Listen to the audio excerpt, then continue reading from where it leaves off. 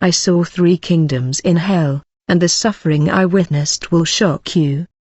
This is the shocking testimony of an award-winning photojournalist who spent his life profiting from the misfortune of others, never extending a helping hand. During a tragic flash flood in the northeastern backlands of Brazil, he loses his life while trying to protect his camera, ignoring the danger and a family in need of help. What happens next is a terrifying descent into a spiritual reality he never imagined. He is taken through 3 kingdoms of torment in hell: the kingdom of whispers, where he hears the voices of all those he ignored; the kingdom of repetition, where he relives his death and confronts his victims; and the terrifying kingdom of absence, a vacuum of absolute darkness where the presence of God does not exist. It is at the bottom of this abyss, when his identity unravels, that he discovers the difference between remorse and genuine repentance. This story is not just about hell, this is about God's violent and redeeming mercy.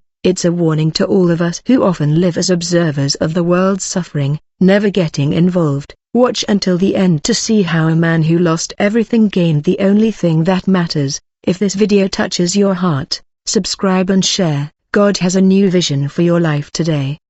I'd like to start by saying I was a monster, a cruel man who took pleasure in the pain of others, but the truth is far more dangerous than that. I wasn't a monster, I was a professional, and that was my greatest sin. Hell doesn't begin when you die, it begins when you stop caring. And I stopped caring many years before that hot day in the interior of Bahia. I remember exactly the taste I had in my mouth, the taste of ferrous dust, that red dust of the backlands that gets into your teeth, your pores, that stains your clothes and your soul. It was midday, the sun wasn't just illuminating, it was assaulting the earth.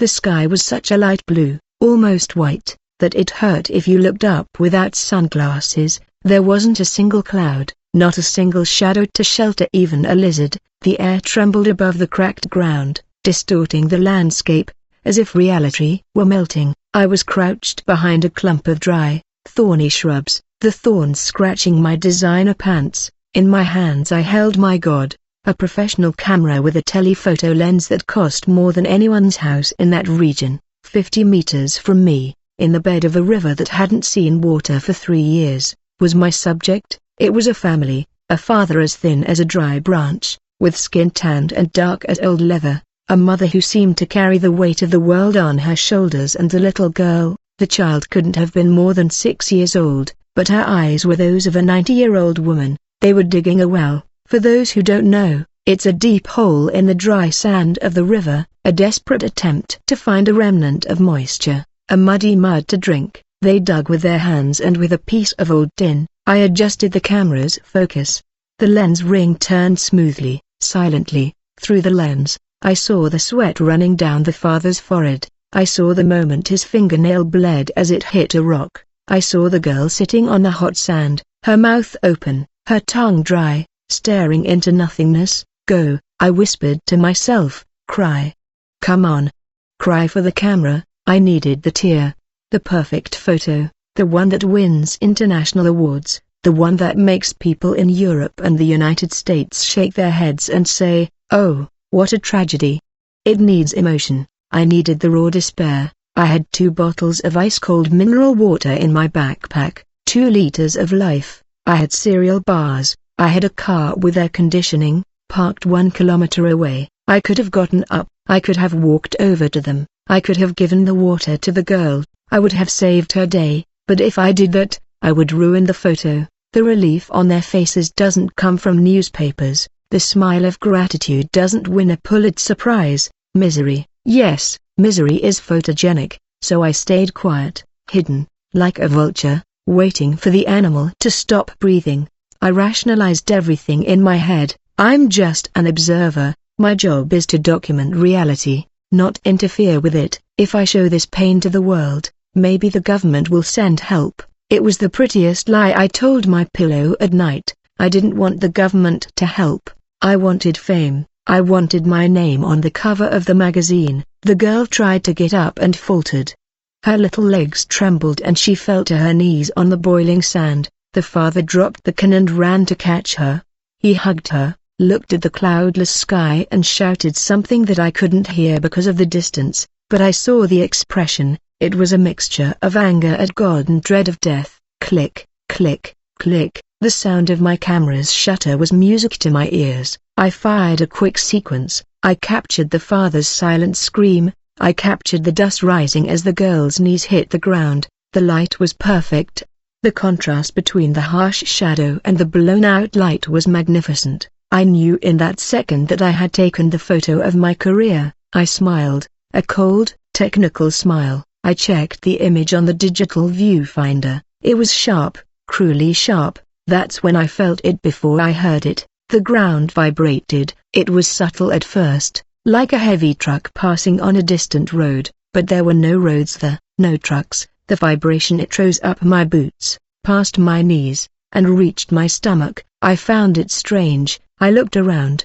The wind stopped suddenly. That hot, unbearable breeze that had been blowing all the time simply died. The silence that followed was heavy, as if nature had held its breath. Then came the sound. It wasn't thunder. Thunder comes from above. That sound came from the earth. It came from the bottom of the valley, from the direction of the mountains, miles away. It was a deep, continuous roar, like the sound of 1,000 stones being ground against each other inside a giant blender. The father of the family stopped. He let go of the girl and looked at the horizon towards the bend of the dry river. I saw real terror on his face, not the terror of thirst, but the terror of something immediate, violent. He grabbed the girl by the arm with brute force, pulled the woman, and began to run towards the riverbank, trying to climb the steep edge. What are they doing?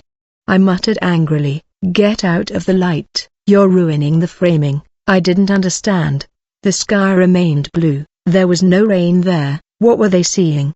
I should have looked where they were looking. I should have paid attention to the survival instinct of that man from the backlands, who knew the earth better than I knew myself. But I was arrogant. I was the city man, the owner of technology. Instead of looking at the danger, I looked again at the camera's viewfinder. I wanted to capture the escape. The image of them running with the dust rising would make a great second page. I adjusted the shutter speed to freeze the movement. I focused on the father's back, the mother's bare feet. The roar increased.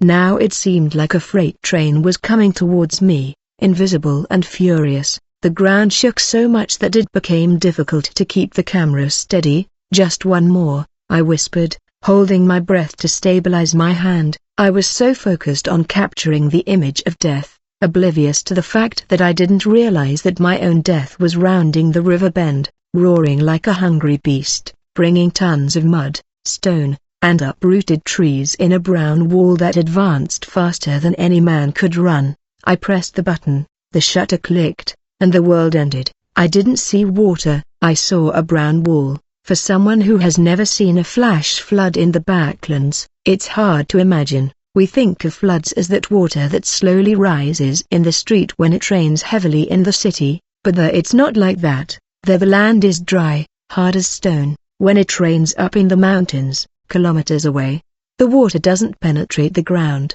it runs off, it gathers, and it descends through the dry riverbeds with the violence of an avalanche. It was a wall of mud, whole tree trunks, enormous stones, and dirty foam. It must have been 3 meters high. It was coming at a speed I didn't even know water could have. In that millisecond, once my brain understood what was happening, I made the decision that sealed my fate, the decision that proves who I really was. Any normal human being would have dropped everything and run, would have tried to climb the bank, grab onto roots, escape. I didn't. My first reaction, my first muscle reflex was to protect the camera. I pulled the machine against my chest and turned my back to the mud wall, bending my body to make a shell. I thought, you can't get the sensor wet, this lens isn't sealed against water. It was ridiculous, it was pathetic. I was worried about a piece of glass and plastic while death opened its mouth behind me. The impact wasn't like entering a pool, it was like being run over by a concrete truck. I felt a blow to my back that expelled all the air from my lungs in a scream that didn't even come out. The force was so brutal that my feet left the ground instantly. There was no fight, no resistance. I was thrown like a rag doll. The world spun violently, sky, earth, mud, sky, earth, mud. I felt the horrible taste of rotten earth entering my mouth and nose. The water was thick, heavy, it wasn't liquid, it was a moving paste, full of twigs and thorns. I rolled along the bottom of the riverbed, my shoulder hit a submerged rock and I heard or felt the dry click of my collarbone breaking. The pain was a white flash in my mind, but it was soon muffled by the panic of drowning. The camera, the damn camera, its strap was wrapped around my neck and the camera was heavy. It acted like an anchor. As the current threw me forward, the weight of the machine pulled me down, hitting my chest, breaking my ribs, as if it were punishing me. The object I loved so much was now beating me. I tried to swim, but you can't swim in a flash flood. There's nothing to hold on to. The water grabs you, pulls you, lets go and grabs you again. In a lucky moment, the current threw me upwards. My head broke the surface for a second. I gasped, choking on the mud, and opened my burning eyes. The vision lasted less than 2 seconds, but it was etched into my soul forever. Up there, on the high, safe and dry bank, was the family. The father was embracing his wife and daughter. They were soaked in sweat and fear, but they were alive. They looked at the raging river. The father pointed at me. I saw his finger outstretched. I saw his eyes meet mine. There was no hatred in his gaze. There was pity. He saw the rich man from the city being carried away by the force he respected, and I ignored it. He saw the man who didn't want to take a sip of water now, drowning in too much water. The irony was so cruel that if I could have laughed, I tried to scream, help, but the water wouldn't let me. A wave of mud covered my head and pushed me to the bottom again. This time I didn't come back. I was dragged along the riverbed, scraping against the gravelly bottom. I felt my skin being sanded. My clothes tore, the camera strap tightened around my neck, suffocating the little air I still had. It was like a noose. I was being hanged by my own idol. The panic of drowning is the loneliest thing there is. Your body fights alone, your lungs burn as if they were on fire inside, the diaphragm spasms, wanting to breathe, but the brain knows that if it breathes, it dies. It's a war inside you. And then came the inhalation. I couldn't hold back anymore. Instinct won over reason. My mouth opened in an involuntary reflex and I breathed deeply. No air entered, only mud. The earth of the backlands mixed with rainwater entered. The sensation was of absolute burning, like swallowing ground glass. I felt the liquid invade my bronchi, fill the alveoli. The darkness, which before was just murky water, began to turn into an inner darkness. The edges of my vision went black.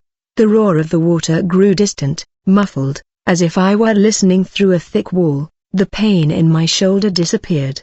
The pain in my chest disappeared. The cold disappeared. I remember my last conscious thought. It wasn't a plea for forgiveness. It wasn't a God help me. My last thought was, I lost the camera, what a waste. Until the last second I was a wretch. Until my last breath, I was attached to the material, and then everything stopped. The violence of the current ceased.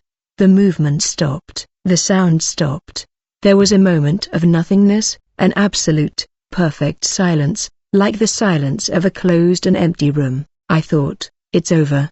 I'm dead, that's it. The eternal darkness, the dreamless sleep. But I was wrong, so terribly wrong. Consciousness didn't fade. On the contrary, it became clearer. I began to feel something. It wasn't water, it wasn't the riverbed. I smelled something. It wasn't the smell of wet clay. It was a sweet, nauseating smell, like flowers left in a vase for too long until the water rotted, mixed with the smell of open sewage. And I heard it, not the roar of the water, but a low, constant, irritating sound. It sounded like the wind passing through cracks in an old window, or perhaps whispers. I opened my eyes. I was no longer in the backlands of Bahia.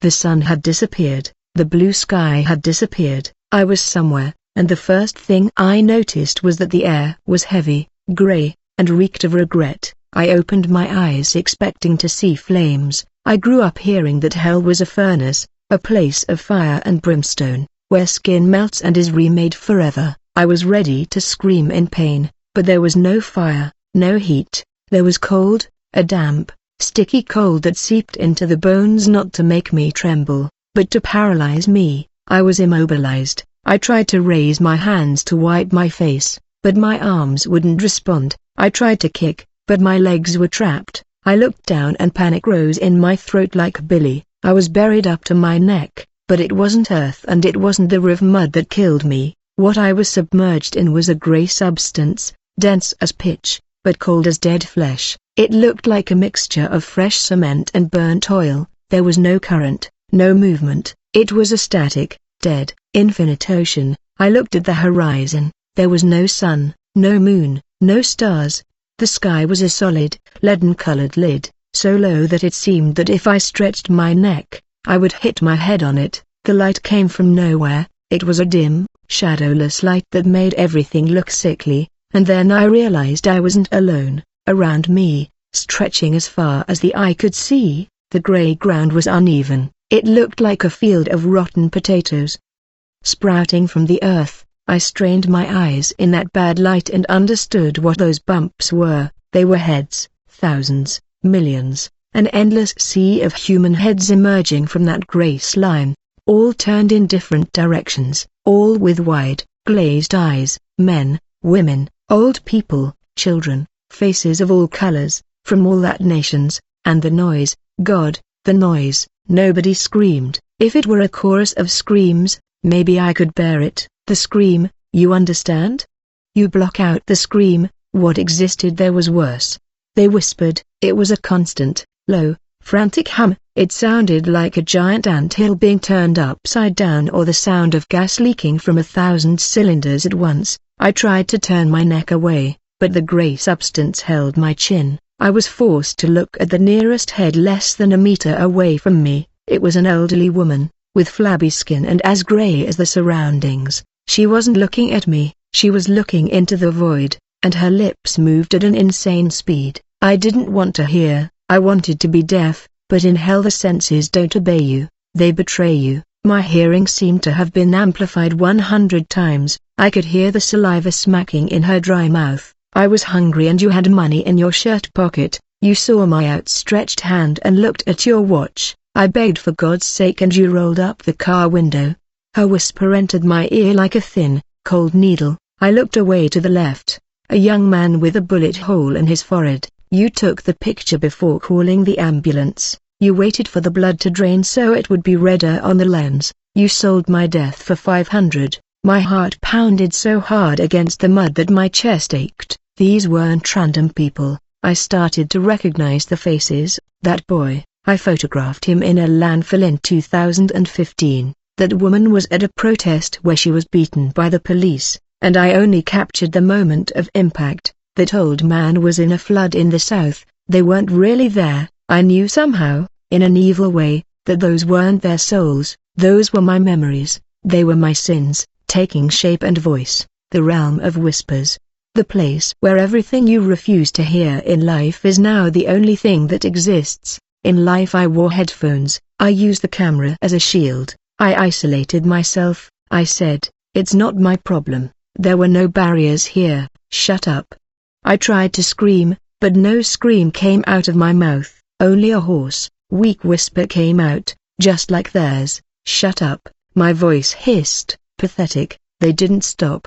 The volume didn't increase, but the intensity did. The whispers began to overlap, creating a web of accusations that tightened around my brain. Selfish, cowardly, profited from my pain. You don't love anyone. Look at me now. I tried to close my eyes, but my eyelids seemed to have disappeared. I was forced to see. I tried to cover my ears, but my hands were trapped under the mud. I was totally vulnerable, exposed, naked, before the truth I had spent my life hiding. I felt a tear run down, but it wasn't a tear of regret, it was of despair, and when it touched the grey mud, the mud reacted. It boiled slightly, as if my sadness were acidic. Suddenly, the buzzing changed. The millions of whispers stopped at once in a dry cut that hurt more than the noise. The silence that followed was terrifying, because it carried an expectation. Something was about to happen. The mud in front of me began to bubble.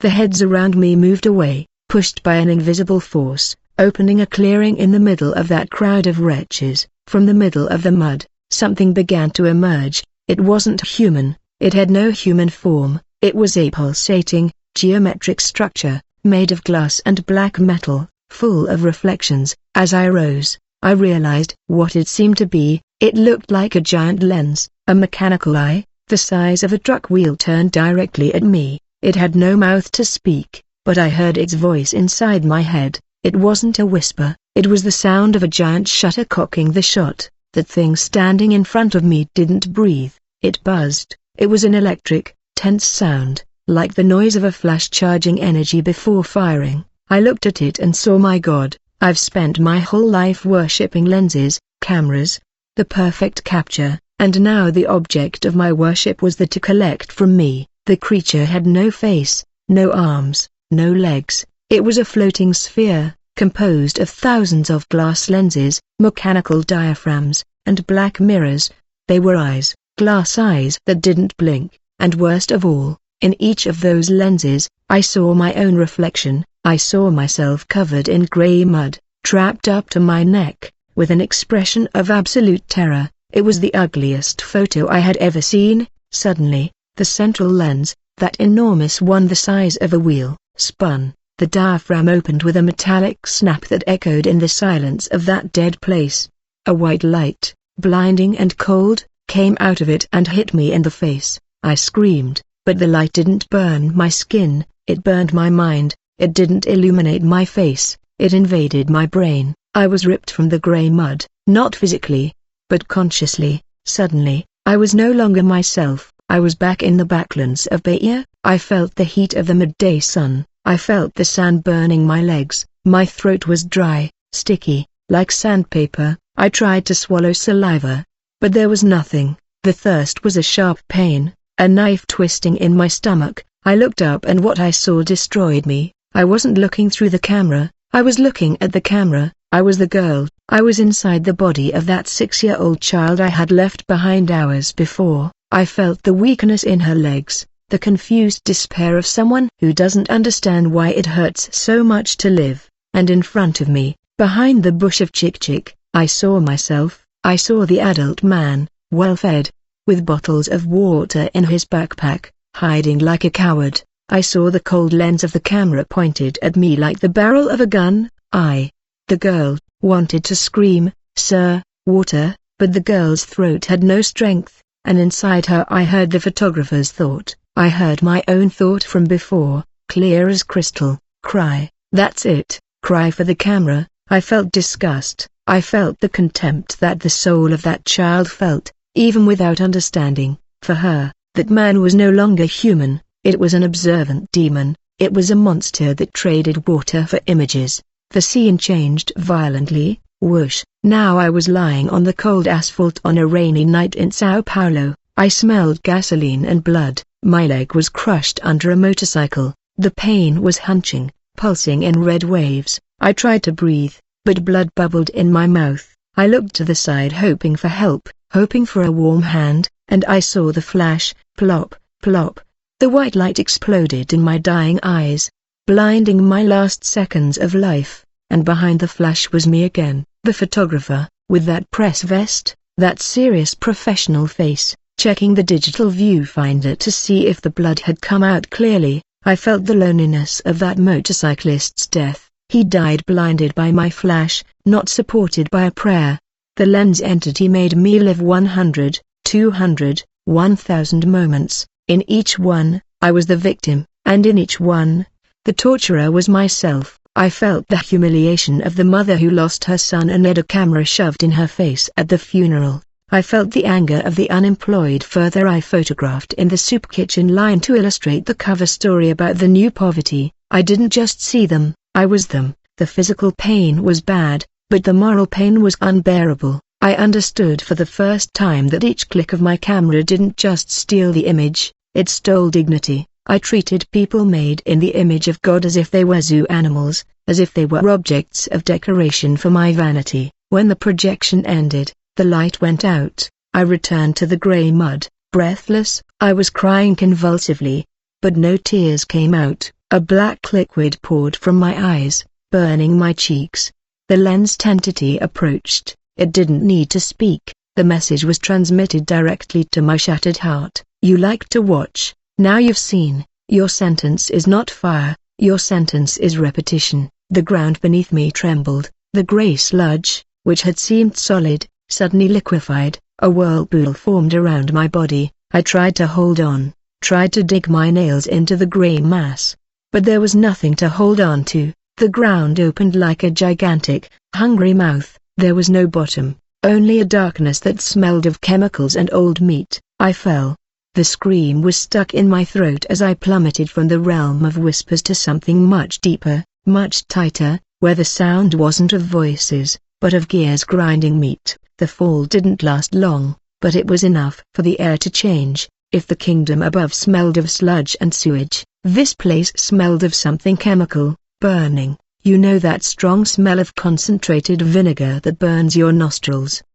Multiply that by 1,000 and mix it with the smell of charred skin. It was the smell of a darkroom that had been abandoned for decades, where the chemicals had rotted and become poison. I fell with a dull, liquid thud. I didn't dive deep. The substance where I landed was shallow. It reached my waist, but it was dense and oily. When I tried to stand up, the scream came. The liquid wasn't water, it was acid, not that acid from film that melts bone in seconds. It was something slower, more cruel. It felt like I had plunged into a pool of lemon juice with my whole body raw. The pain was an unbearable electric itch that ran through every nerve in my skin. I looked around, gasping, trying not to splash it in my eyes. I was in a colossal room. The ceiling was high, fading into the darkness, but the walls seemed made of dirty, black tiles, dripping that same yellowish liquid. The only light came from red lamps hanging high above my head, that faint blood red. The famous safety light we use to develop photos without ruining the film, but there, that light brought no safety at all. It gave everything a nightmarish appearance, staining my skin and the acid a violent scarlet hue. Where am I?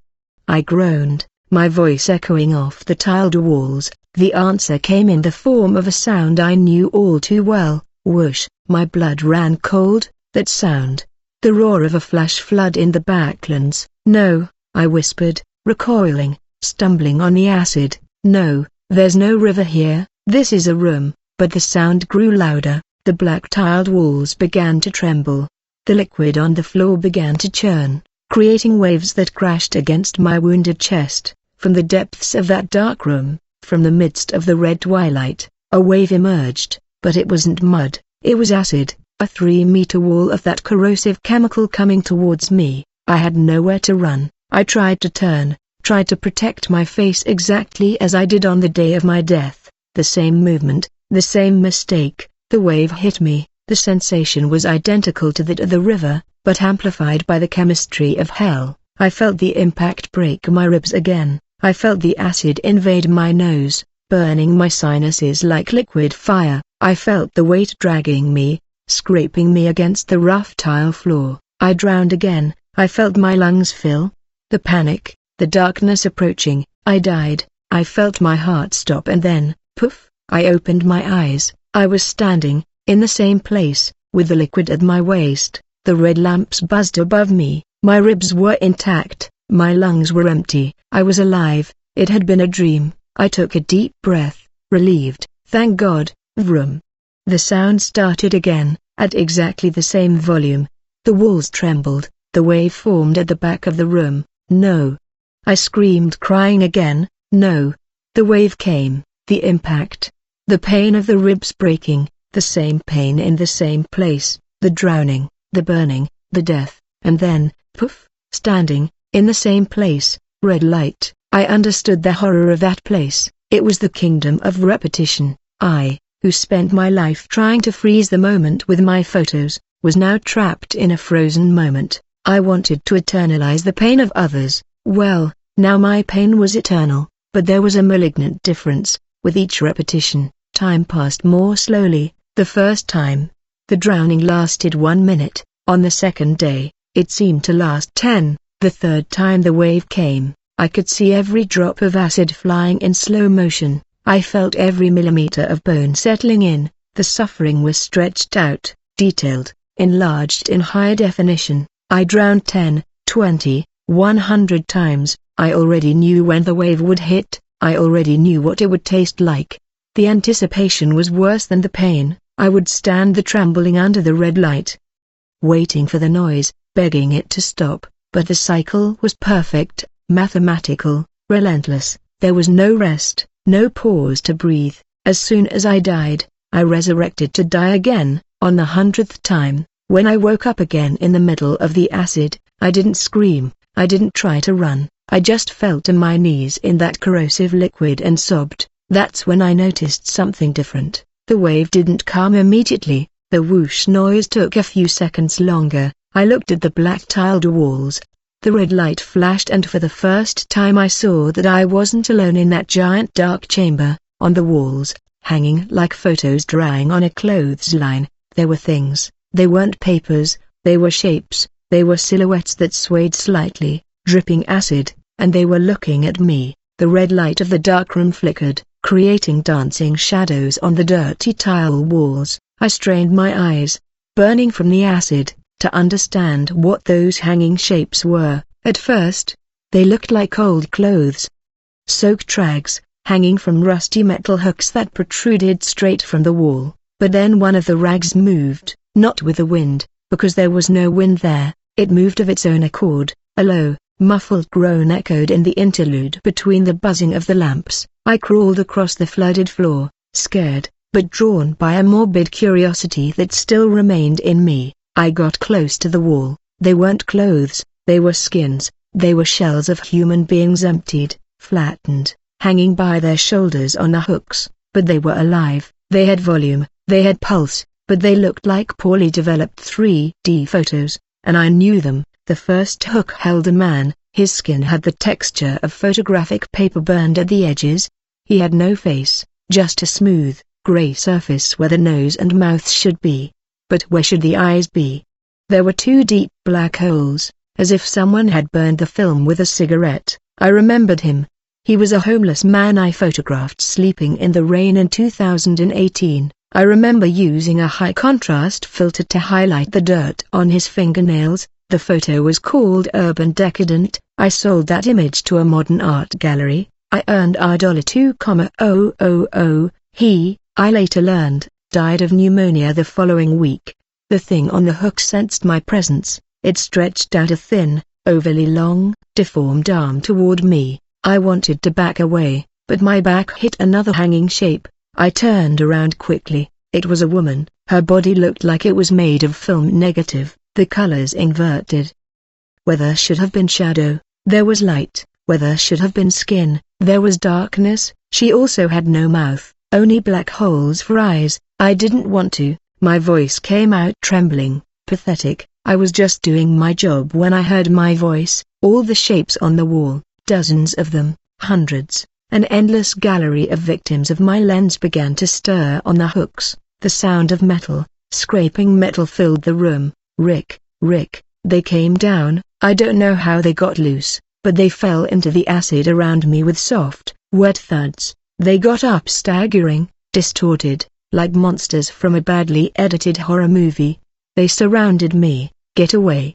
I yelled, raising my burned hands. The figure of the homeless man advanced. He didn't hit me, he just touched me. His hand brushed against my arm. It didn't burn like fire, it burned like dry ice. It was such an absolute, unnatural cold that I felt my bones freeze instantly beneath my flesh, and with the touch came the memory of him, not the image, but the feeling. I felt his hunger, I felt the humiliation of being watched while I slept, vulnerable, dirty. I felt anger at being used as an object of art while my stomach ached with emptiness. He didn't need to speak. The touch conveyed the pain. The negative woman touched my back. I felt her shame. I had photographed her crying after a fire had taken her home. At the time, I found the light of the fire on her face poetic. Now, feeling what she felt, I realized there was no poetry. There was only loss. There was the despair of having nowhere to sleep and the anger at seeing a man with an expensive camera stealing that intimate moment of pain. They all started touching me at the same time, cold hands, long, deformed fingers, grabbing my arms, my neck, my face. Each touch was a shock of reality, each touch was a silent accusation. I was a thief, I stole their intimacy, I stole the dignity they were now taking back. They squeezed me, suffocated me with their sad memories. I felt the weight of 1,000 destroyed lives, 1,000 moments of anguish that I turned into profit. Stop, please, I'm sorry. I tried to scream, but my voice failed, and then I realized something terrible. My voice no longer sounded like a human voice. When I opened my mouth to scream, God, the sound that came out wasn't a word, it was the sound of glass breaking. Crack. I tried again. Crack. I put my hand to my own throat. My skin was hard, smooth. I touched my face. I couldn't feel my nose. I touched my eyes and felt the round, cold shape of a camera lens. I was transforming. I was becoming what I loved most. I was becoming a machine, without a mouth to ask for forgiveness, without ears to hear mercy, only eyes, large, cold eyes made to see horror forever. The souls around me stopped touching me and recoiled as if disgusted by what I was becoming. They made way. The floor beneath my feet, that dirty black tile, cracked. There was no sound of an explosion, there was only the sound of something heavy giving way. Gravity shifted. Suddenly, I didn't weigh 80 kilograms, I weighed a ton. I was pulled down with a violence that made my knees crack.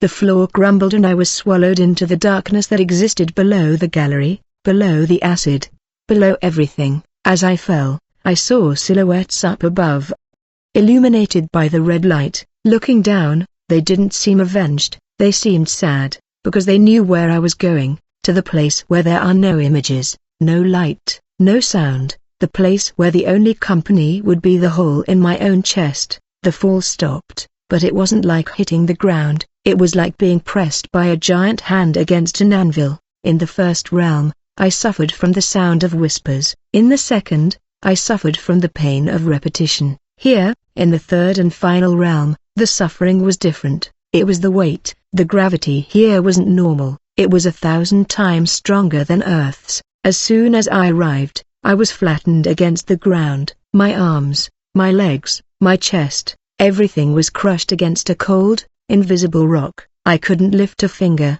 I couldn't blink. The pressure was so great that it felt like space itself was trying to squeeze me until I ceased to exist. But the worst part wasn't the weight. The worst part was what was missing. There was no light.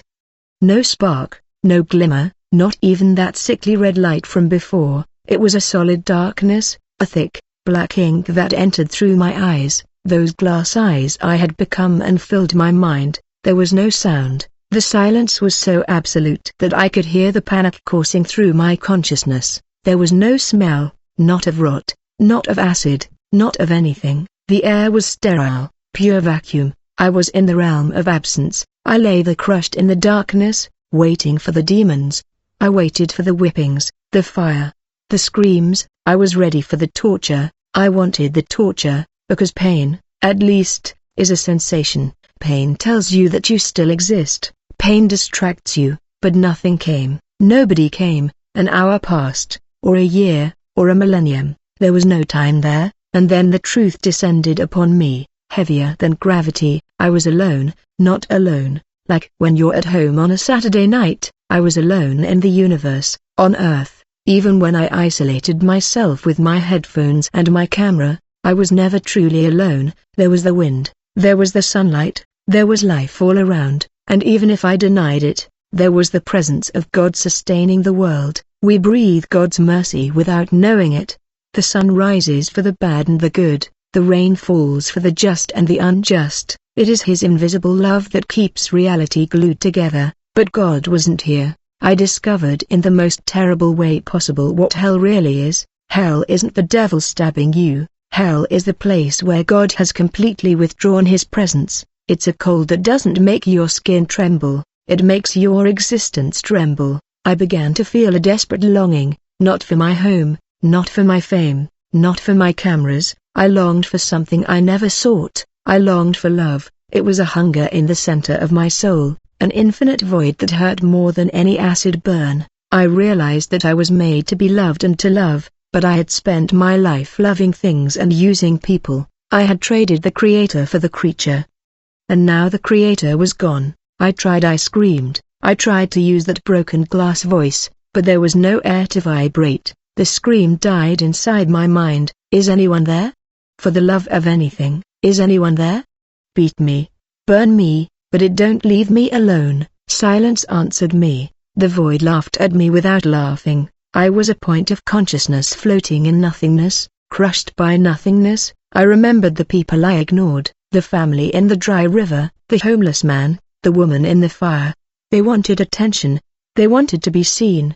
They wanted human connection, and I denied them. I turned my back on them. Now the universe was turning its back on me. Loneliness began to eat away at my mind from the edges. I began to doubt if I existed. Am I real? Was I ever a photographer? Did I have a name? The darkness wasn't just outside, it was coming in. I felt like I was dissolving, not my body, but the self. My memories were becoming blurry, like old photos fading in the sun. I was forgetting who I was, and that was the ultimate torment, being forgotten even by oneself for eternity. I don't know how it happens, but in that vacuum, you start to peel away. First, I forgot my last name. I knew it was something important, something I used to see printed in small letters in the corner of newspaper photos. It was a respected name, but now I tried to grasp it and it slipped away like smoke. It was gone. Then I forgot the names of my cameras. I forgot the models, the lenses, the buttons I knew how to operate with my eyes closed. That which was the center of my life, my metal and glass idol, turned to dust in my memory. It meant nothing, absolutely nothing. What good is it to gain the whole world and lose your soul? This phrase came to my mind, but I didn't know where it came from. The decay continued. I forgot my mother's face. I tried desperately to piece together her image in my head, her eyes, her smile, but all I saw was darkness. Fear paralyzed me. Losing the memory of love is truly dying. I was becoming a thing, and it, just a conscious pain, without history, without a past, without a future. And then I realized the ultimate irony. I spent my life transforming people into objects. For me, the girl dying of thirst wasn't a child with a name, dreams, and fears. She was a theme. She was the drought. The homeless man wasn't John or Joseph. He was urban misery. I stripped them of their humanity to transform them into concepts, into products. Now, hell was doing exactly the same thing to me. I was no longer a man, I was being reduced to a concept. The regret too late. I felt my mind crack, not my physical brain, but the structure of my thinking. I could no longer form logical sentences. I only felt dread, a cold, mathematical dread. That it would never, never, never end. The word eternity is beautiful in books, but when you face it head-on, without God's protection, it's a monster. It's time that doesn't move. It's the clock broken at midnight forever. I was at the bottom of the universe's well, below the mud, below the acid, in God's silence, and it was at that moment, when I no longer knew my name, when I was just a wisp of consciousness about to fade away, that something happened. It didn't come from outside, it came from within. Deep down, buried by years of cynicism, ambition, and pride, there was a memory that hell couldn't erase, because it didn't belong to me. It belonged to the one who owns everything. It was a voice, not the voice of an evil whisper, nor the hum of machine. It was a human voice, old, trembling, but full of a sweetness that made the darkness around me tremble. My son, even if you make your bed in the abyss, he will be there.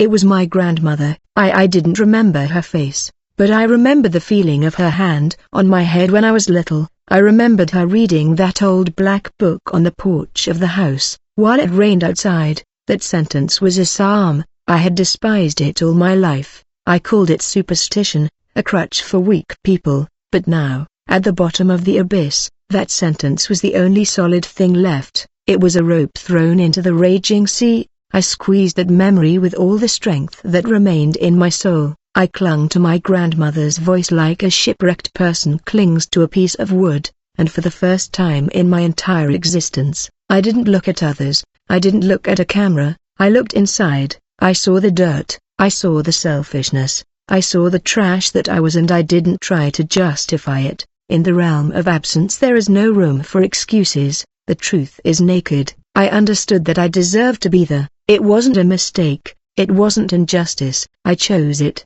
Every time I turned my back on someone in need, I was laying a brick in the wall of that dark prison. I built that place day after day, click after click. The decay stopped because the truth cements the soul. I wasn't a victim, I was the culprit, and that confession was about to explode from my glass throat. I don't know how it happens, but in that vacuum, you start to peel away. First, I forgot my last name. I knew it was something important, something I used to see printed in small letters in the corner of newspaper photos. It was a respected name, but now I tried to grasp it and it slipped away like smoke. It was gone. Then I forgot the names of my cameras, I forgot the models, the lenses, the buttons I knew how to operate with my eyes closed. That which was the center of my life, my metal and glass idol, turned to dust in my memory. It meant nothing, absolutely nothing. What good is it to gain the whole world and lose your soul?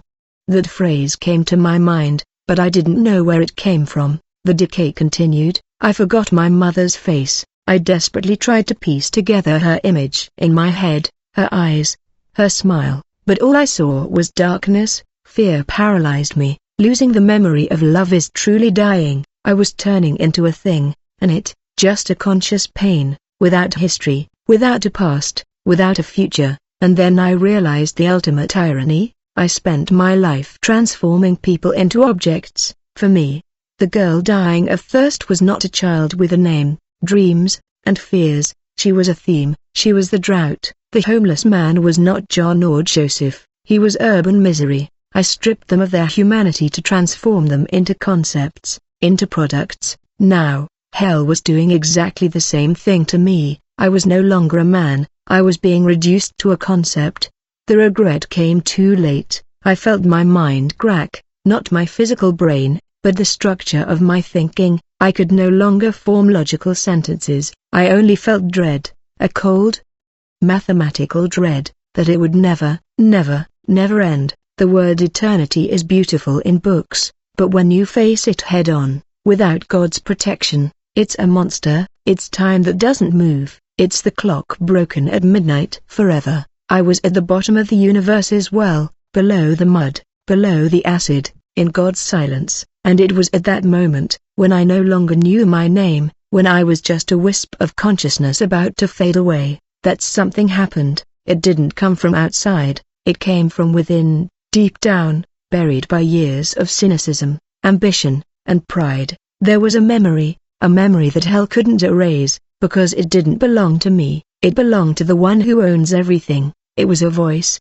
not the voice of an evil whisper, nor the hum of machine. It was a human voice, old, trembling, but full of a sweetness that made the darkness around me trembled. My son, even if you make your bed in the abyss, it will be there. It was my grandmother. I didn't remember her face, but I remember the feeling of her hand on my head when I was little. I remembered her reading that old black book on the porch of the house while it rained outside. That phrase was a psalm. I had despised it all my life. I called it superstition, a crutch for weak people, but now, at the bottom of the abyss, that phrase was the only solid thing left. It was a rope thrown into the raging sea. I squeezed that memory with all the strength that remained in my soul. I clung to my grandmother's voice like a shipwrecked person clings to a piece of wood, and for the first time in my entire existence, I didn't look at others, I didn't look at a camera, I looked inside. I saw the dirt, I saw the selfishness,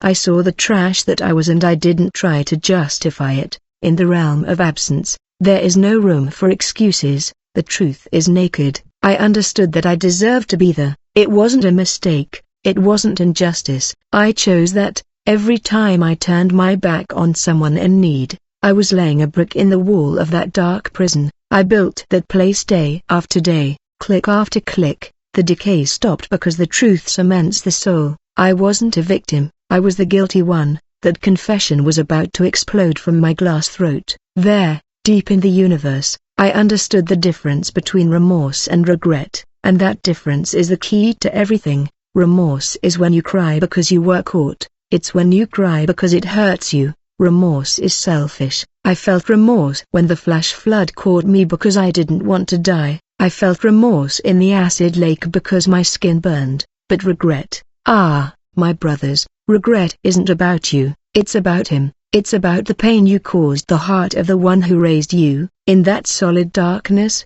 the memory of my grandmother and that verse opened a wound in my pride. I stopped thinking about my pain, I started thinking about justice. I revisited the scene of the dry river, I saw the girl's thirst, and for the first time I didn't see a photographic opportunity. I saw a daughter of God being ignored by a brother who had water to spare. Guilt fell on me, but it wasn't that crushing weight of hell's gravity, it was a different weight, it was a clean weight, it was the truth. I needed to speak, I needed the universe to know that I agreed with the sentence. My throat, which felt like it was made of broken glass, scratched. I gasped for air where there was no air. I gathered each fragment of my conscience that was falling apart, and I didn't cry for help, I didn't scream, God, get me out of here. If I asked to leave, I would be the same selfish man as always, wanting only my comfort. I screamed, the only thing an honest man can scream before holiness, you are righteous. The sound came out torn, horrible, but it came out. The darkness seemed to vibrate. I deserve to be here, I screamed, crying without tears. I am guilty, I loved the image and hated life. I traded your creation for glass and plastic. I confessed, not to a priest, not to a pastor, but to the void that God left. The Lord is right to abandon me. My voice rose in tone, breaking the eternal silence. Your justice is perfect. I am the monster, I am nothing. I bowed there on the invisible ground and beat my chest. I felt the glass of my internal camera crack. Glory to your justice, God, glory to your justice, even if it condemns me. It was the most liberating act of my existence, to admit that I was worthless, to stop making excuses, to stop saying I was just working, to take responsibility. The moment I said glory, something impossible happened. The absolute darkness, that black ink that crushed me, suffered a crack. It was like seeing lightning in a pitch-black sky, but the lightning didn't come from above. The crack appeared in front of me, in the fabric of reality of that place, a thin, trembling line of light that was neither white nor yellow. It was a light, alive, golden. Hell cannot bear the truth. Hell is made of lies and pride. When a condemned person agrees with God's justice and breaks their own pride, the structure of hell cannot hold them in the same way. The cry of you are righteous acted like a hammer on a pane of glass. The crack widened, crack.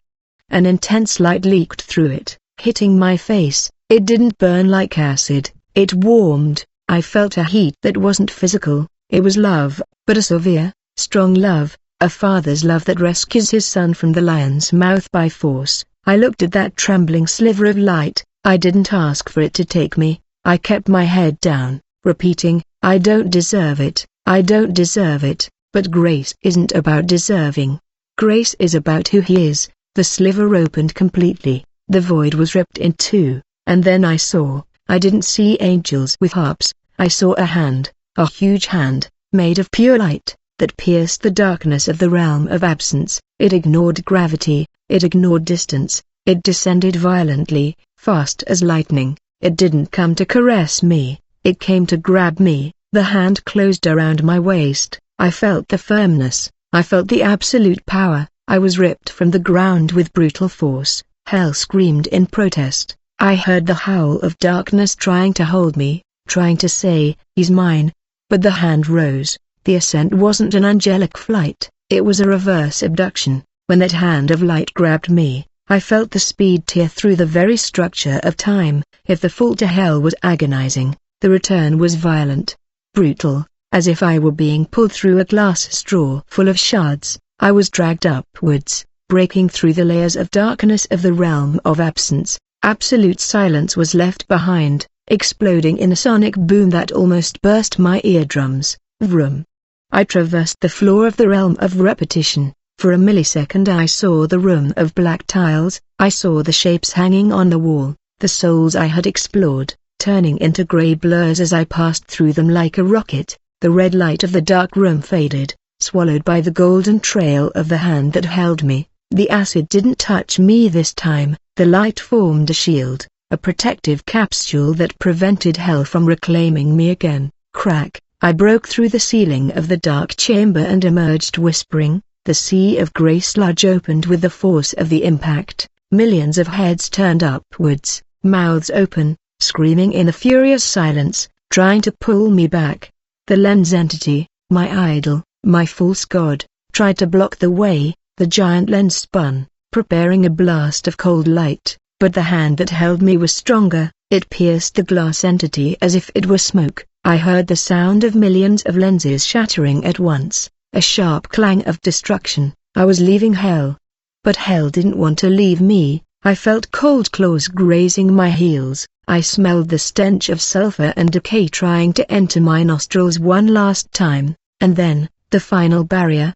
The border between the spiritual world and the physical world is not a thin line, it's a thick, heavy wall. The shock of returning to my body was the worst physical pain I've ever felt. Imagine having the entire ocean poured into a glass of water. That's how my soul felt as it was shoved back into my mortal flesh. Bam! The spiritual darkness vanished, the golden light disappeared, everything turned brown, murky, and noisy. Water, real water. I tasted mud, felt stones hitting my legs, felt the current swirling around me. I was back in the river. My lungs, which didn't breathe in hell, suddenly remembered they needed air. The reflex was instantaneous and painful. I tried to inhale, but swallowed water.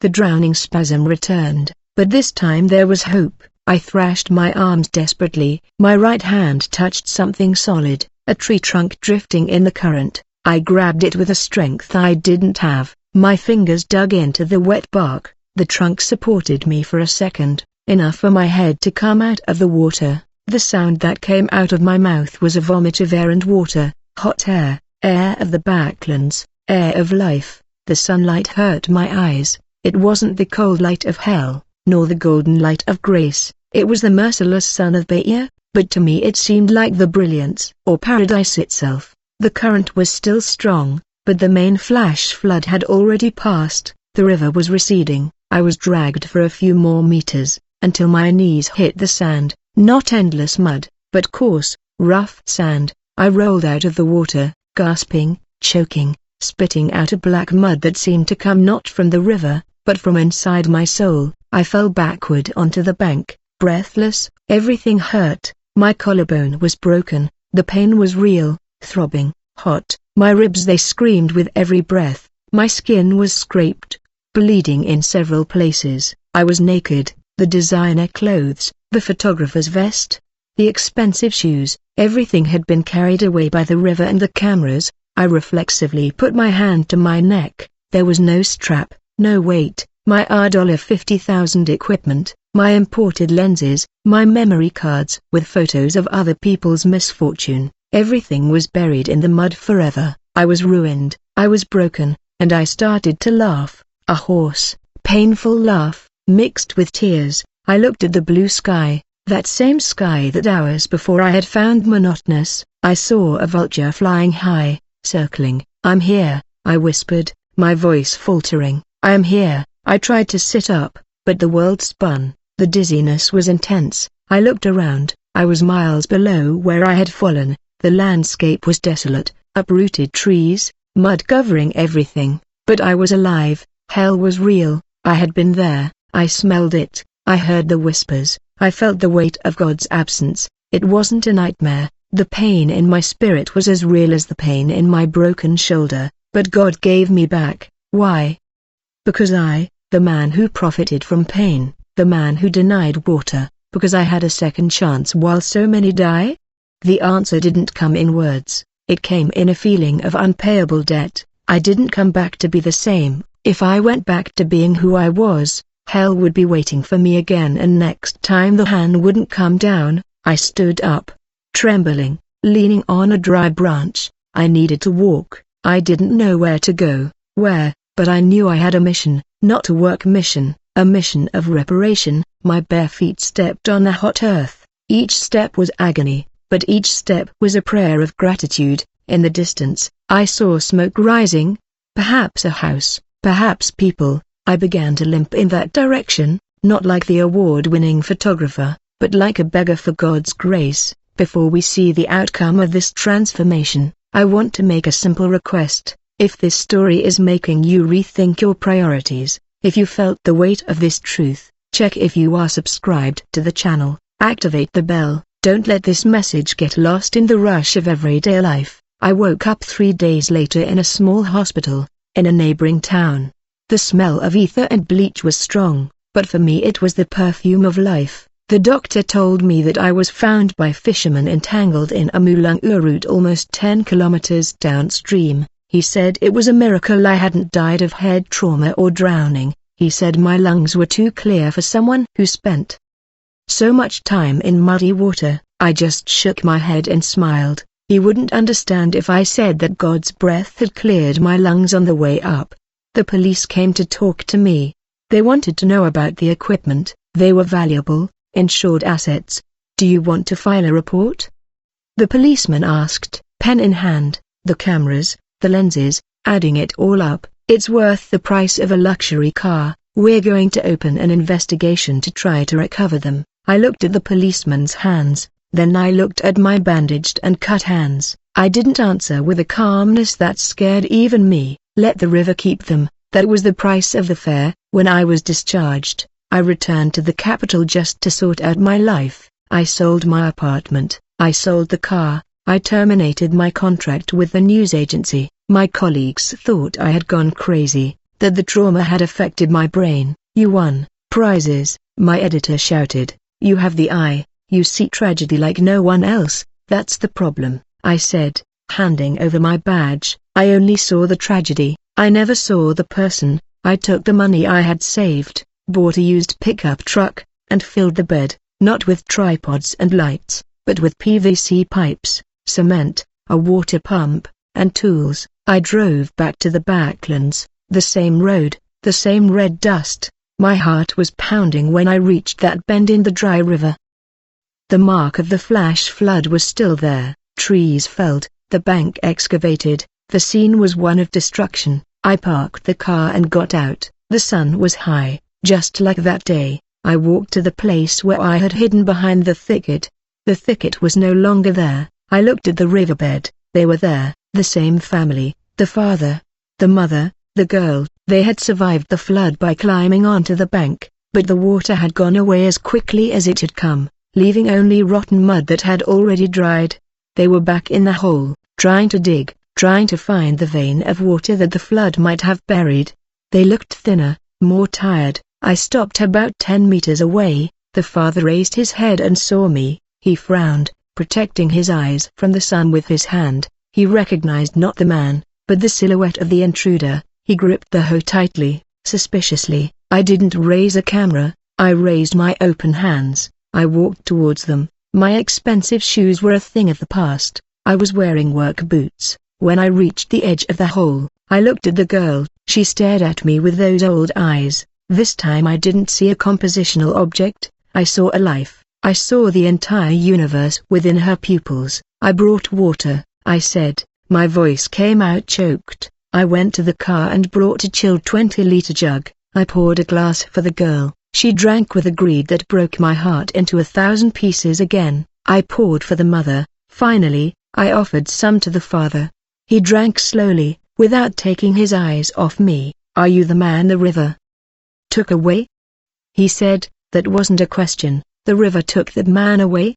I replied, looking into his eyes. Someone else came back. I didn't take photos that day, nor the next. I spent 2 weeks with them. I used the money from selling my lenses to hire a drilling rig. We discovered water 40 meters deep, fresh, clean, abundant water. We built an artesian well with an electric pump. The day the water gushed from the tap for the first time, the girl smiled. That smile, if I had a camera, it would be the photo of the century. The light hitting the drops of water, the genuine joy, life conquering death. It would be the cover of National Geographic. But I didn't have a camera, and for the first time, I didn't want one. I kept that image in the only place where it mattered, in my memory and in God's heart. Today I still work with images, but I don't sell misfortune. I help build systems in the Backlands. My hands, which before only pressed buttons, now calloused from the hoe and cement. Sometimes, at night, when the silence of the backlands is absolute, I close my eyes and still hear, deep down, the echo of the whispers of hell. Fear tries to return, the memory of the cold of the kingdom of absence tries to paralyze me, but then I open my eyes and look at the starry sky of the northeast. I see the Milky Way tearing through the darkness like a scar of light, and I remember the hand that pulled me up. I am no longer the photographer, I am no longer the observer, I am living proof that even when we descend to the bottom of the darkest pit in the universe, God's grace has an arm long enough to reach us. I was blind and now I see, and what I see is that life is not meant to be viewed through a lens. Life is meant to be lived, loved, and surrendered. This is my new lens, and through it, everything is a miracle.